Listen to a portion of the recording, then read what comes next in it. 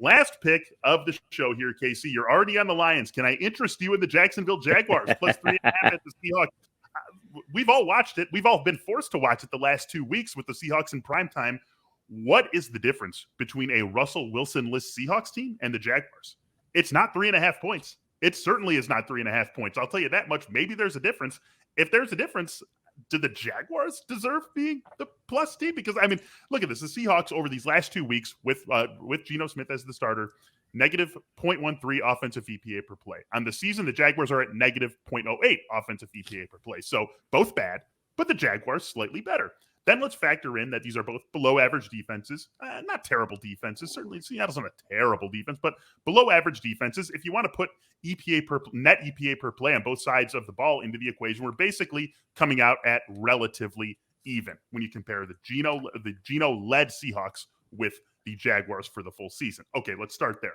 Plus 3.5 on the Jaguars. So we're already getting, I think, a little bit of a boost. Then let's compare the quarterbacks in this game. Which one do you want to trust, Casey? You want to trust the journeyman who hasn't been a starter since 2014?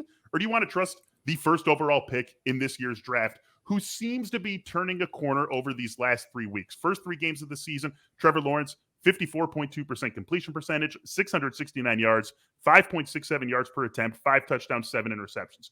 Last 3 games, he has 8.12 yards per attempt, completing 2/3 of his passes, almost 800 yards, 2 scores, 1 pick. He's also starting to run a little bit more and suddenly looking like a much different quarterback, a QB rating of at least 92.1 in all 3 of these games. Those first 3 games of the season, a high of 70.1 in quarterback rating. Defenses about equal in the first 3 versus the second 3. I think we're seeing Trevor Lawrence start to put some things together at the NFL level. So not only does he have the talent advantage over Geno Smith, just flat out, but now we're starting to see Trevor Lawrence get a handle of the NFL game.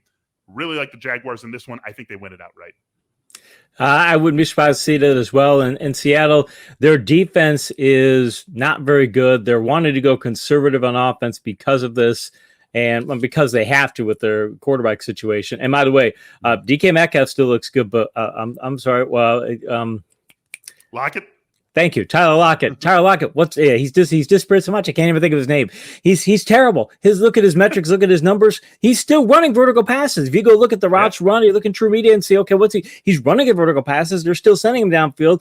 He's doing and he was doing terrible before Wilson got hurt. He's disappeared from this offense. So they have one big play guy. You saw what happened last week. He hits one big play and then that's it. So I think the Jaguars defensively they can say, look, we just stopped Metcalf. The rest of the people, we can survive that. And I don't think it's going to turn into that kind of, I think it's going to naturally play to a low scoring contest. And if that happens, I think the Jaguars give them 3.5. It's a good odd.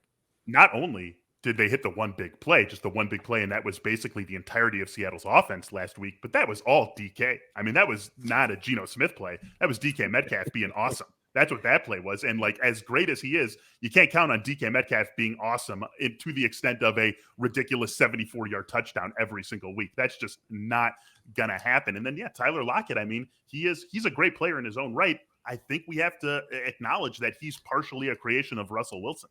And like, how many players could do what Lockett has done the last few years if they had the benefit of playing with, if not the absolute best deep ball thrower in the NFL, one of the top 3 deep ball throwers in the NFL. I think a lot of guys could have done that had they had the opportunity to play with Russell Wilson. And so that's just the reality of this Seattle offense. Without Russ, the Jaguars offense is better. I just think flat out, without Russell Wilson, the Jaguars have a better offense and certainly a better quarterback. I will take that team getting 3.5 points even on the road. And that